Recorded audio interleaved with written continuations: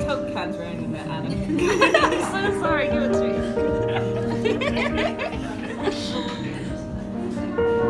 Okay, can you eat your food?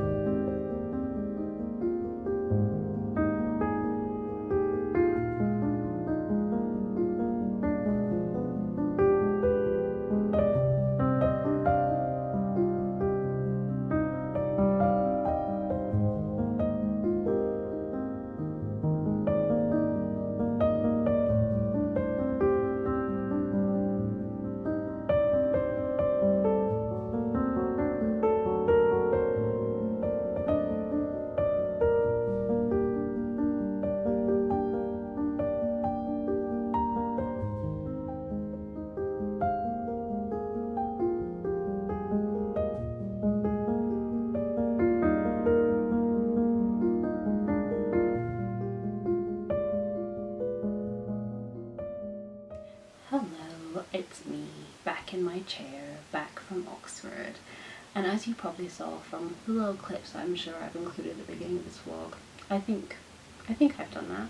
I'm not entirely sure what order this video is going to be, but basically I went to Oxford with Leanne and Karis to visit the wonderful Charlotte from Queenie Reads, and she gave us a little bit of a tour around, and of course books were bought and damage was done, despite the fact that the day before we went to Oxford I'd uploaded a book haul in which I stated that I was done for like at least 3 months and that I was buying too many books and it was a problem and I needed an intervention. I let you down, I let myself down, and I let my family down. But I have books to show you. The first one I didn't get in Oxford, it just sort of arrived around that time because it was a pre-order, and oh, hello, bra strap.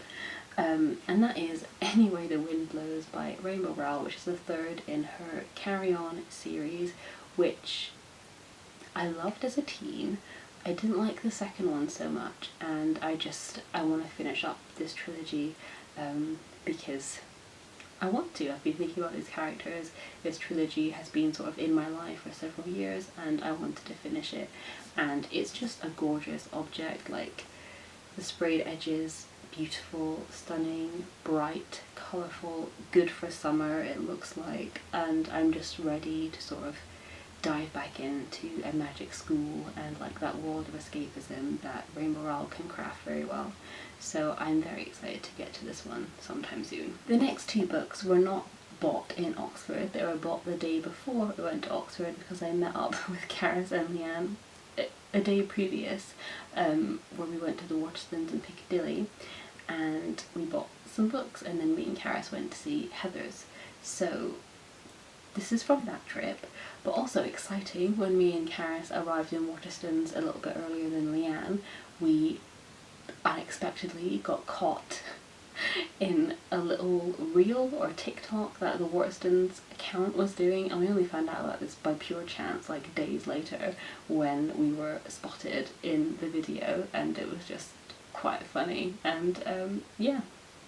So the books that I got on that trip were Scenes of a Graphic Nature by Caroline O'Donoghue and Kate in Waiting by Becky Albertalli. Leanne very much peer pressured me and Karis to buy this book, but that is fine because it's one that I had on my wish list anyway. It's one I've had my eye on for a very long time since I heard Leanne talk about it, and all that I know is that this has a sort of film crew element. It's I'll read the blurb. Charlie Reagan's life isn't going forward, so she's decided to go back. After a tough few years floundering around the British film industry, me, except I hadn't been floundering anywhere near the industry, just on the outside, crying about how I can't get in. Anyway, after a tough few years floundering around the British film industry, experimenting with amateur pornography and watching her father's health rapidly decline, Charlie and her best friend Laura journey to her ancestral home of Clipham, an island off the west coast of Ireland. She knows this could be the last chance to connect with her dad's history before she loses him. But when the girls arrive, Charlie begins to question both her difficult relationship with Laura and her father's childhood stories. Before long, she's embroiled in a devastating conspiracy that's been 60 years in the making, and it's up to her to reveal the truth. I love books about filmmaking. I love filmmaking. I love remote islands. It's very hard to say. Remote islands. Yep. Sort of. So I'm very excited to read this one, and it comes highly recommended from Leanne, and I trust her judgment. And as I said, I also picked up Kate in Waiting by Becky Albertalli. Again, it was in the like 2 for whatever deal, so I had to pick up another one, but also I've just been wanting to read this for quite a while. I read all of Becky Albertalli's Creekwood books, so like Love, Simon, and the one about Leah on the Offbeat, and then the Upside of Honor. So I read all of those, the little trilogy that she did before this, and I think she has such a readable style, and this one is about theatre, so I thought I would really vibe with this, and since it's summer, I wanted something like fun and YA that would really just like help me escape a little bit, and I think this is just going to be perfect for that. So the blurb says, Anderson likes this boy. Anderson really likes this boy. But I really like this boy too, and it's all turning out to be a little more complicated than I thought it would be. Contrary to popular belief, best friends Kate and Anderson are not codependent. Carpooling to and from theatre rehearsals, environmentally sound and efficient. Consulting each other on every single life decision, basic good judgment. Pining for the same guy from afar, shared crushes are more fun anyway. But when their long-distance crush Matt Olson shows up at their school, everything goes off script. Turns out communal crushes aren't so fun when real feelings are involved. This one might even bring the curtains down on Kate and Anderson's friendship. I'm ready. And now we hit the Oxford purchases. So I believe we began in Waterstones, which, why did I feel the need to buy something in Waterstones when I had just bought something in Waterstones the previous day? Explain to me why. I'll tell you why. It's because we were passing a display and Charlotte said to me, "Oh, Anna, that's that book that I, thought you would like, that I recommended a few months back." And I went, "Oh yeah." I picked it up, and I just didn't want to leave without it. Like, it's just me, And so I have it now, and that was Woman vs. Hollywood by Helen O'Hara, The Fall and Rise of Women in Film. So it's like a sort of condensed, well, not condensed, but it's like a sort of brief journey through women and women's role in the film industry, how they've gone from being sort of shafted to the side to then more centre stage, but then also we have a very long way to go. And as a woman who is embarking on a career in the film industry, maybe if anyone wants to fucking hire me, this is going to be a very interesting read to see, the roots, how women have carved space for themselves in an industry that is so male dominated and continues to be so male dominated, and also it just will give me a lot more cool women in the industry to go and look at their work and take inspiration from. So I'm very excited to read this. And next we went to Blackwell's, and Blackwell's is infamous for their 3 for 2 deal. So I honestly think it would just be rude. It would just have been so rude to have left Blackwell's without partaking in their 3 for 2 deal. And we went in, right, and me, Karis and Leanne were like, "Oh, it's 3 for 2, so like if each of us get one book, then we can all go in on it together." I don't know why we were lying to ourselves. We obviously knew that each of us was going to get 3 books, and that is exactly what happened, so dumb. So the first book that I picked up in my Blackwell's 3 for 2 binge was The Reader's Room by Antoine Lorraine, and this is really exciting for me because I never usually just pick up a book without having heard anything about it. I know nothing about this book.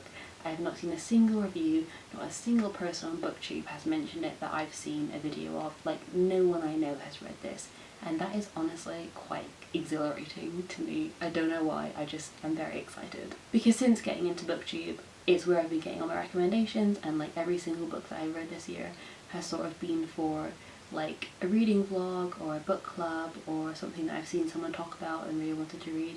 Like, I cannot honestly remember the last time I just picked up a book on a whim and read it like in a vacuum, like without anyone's outside opinion. And it's just quite exciting. Anyway, here is the premise. When the manuscript of a debut crime novel arrives at a Parisian publishing house, everyone in the reader's room is convinced it's something special, and the committee for France's highest literary honour, the Prix Goncourt, agrees. When the prize shortlist is announced, there's a problem for editor Violaine Lepage. She has no idea of the author's identity. As the police begin to investigate a series of murders strangely reminiscent of those in the book, Violaine is not the only one looking for answers. and she's beginning to wonder what role she might play in the story. Did somebody say crime novel and publishing house? Parisian publishing house? I read that synopsis and I was immediately like, you're coming home with me, so very excited to get to this one. I then picked up Actress by Anne Enright, which honestly I just love this cover because I know from watching the Carrie Fisher and Debbie Reynolds documentary Bright Lights, I believe it's called. This is a picture of baby Carrie Fisher watching her mum Debbie perform on stage, and I think it's just beautiful and I love it. I love it so much. At least I believe it is. It'll be really embarrassing. I've just been spreading false information this whole entire time. But I believe that's Carrie. I think I've seen this picture quite a few times and it's attributed to being little Carrie Fisher. But I believe this is about mother and daughter and it's set in an Irish theatre. All I need to know, but I will read you the premise. Catherine Adele is a legend of Irish theatre. As her daughter Nora retraces her mother's celebrated career and bohemian life, she delves into long-kept secrets, both her mother's and her own. Every moment of her life is a performance, with young Nora standing in the wings. But the mother-daughter romance cannot survive Catherine's past or the world's damage. With age, alcohol, and dimming stardom, Catherine's grip on reality grows fitful, and, fueled by a proud and long-simmering rage, she commits a bizarre crime. This is the story of a daughter's search for the truth, the dark secret in the bright star, and what drove Catherine, finally, to madness. Hello, yes please. And the last book that I picked up in the 3 for 2 deal was Are We All Lemmings and Snowflakes by Holly Bourne, because we were obviously passing by the YA section and I wanted to pick up a YA book because summer's just the right vibe for YA. And I've only read one Holly Bourne book in my life and I was sort of underwhelmed by it because I think the age I read it I was just too old for the book basically, and I know that Holly Bourne has books for younger readers and books that skew older, and also books for adults too. So I just asked Leanne, because she's a Holly Bourne aficionado, so it was Karis, I asked them both, like, just pick one for me, tell me which one to buy, and I will buy it and I will give her another chance basically. So I am ready to read this one. Oh my god, it's at a summer camp. Yes please. So the back says, welcome to Camp Reset, a summer camp with a difference. A place offering a shot at normality for Olive, a girl on the edge, and for her new friends who are all dealing with their own battles. But as Olive settles in, she starts to wonder, maybe it's this messed up world that needs fixing and not them. And so she comes up with a plan, because together, snowflakes can form avalanches. That's really sweet. Even though I didn't vibe with the sort of plot and like basically the plot elements of the other Holly Bourne book that I read, it was just a little bit juvenile for me personally at the age that I read it. I did really like her writing style, so I am very excited to dive into this one. And it's not, well, I say it's not book related, but it is sort of book related. We did go to the Alice in Wonderland shop as well, and I did pick up a little Alice pin and a bookmark. I will obviously show you in close up because you're far away, and I just thought these were very pretty and sort of semi-book related, so I thought I would show you in this video, but yes. So, I'm speaking it into existence, which I know is what I said in my last video, my last haul, shut up. I'm speaking it into existence. These, I feel like I'm summoning a demon or something, like I'm in a cult. Anyway, these are the last books, the very last books that will be joining my TBR pile in a very long time. In a very long time. Apart from pre-orders. In a very long, these have to be the last ones, because my TBR pile actually fell the other day and terrified me. The noise broke the sound barrier. It was honestly terrifying. So I'm not thrilled about having to add this to the pile. So I've actually made a separate pile on the floor. It's getting out of hand. I cannot be having 3 piles up on my chest of drawers and then like a separate pile by my chair. It's just, if I let that happen, it's just there's gonna be piles cropping up everywhere and I can't do that. Can't. So this is the last one. This is the last one, I swear. As always, if you've read any of the books in my little stack, please let me know in the comments. I am excited to talk about it with you.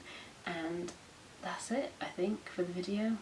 Is it? Yeah, that's it. Thank you so much for watching, and I will see you soon with another video soon. Bye.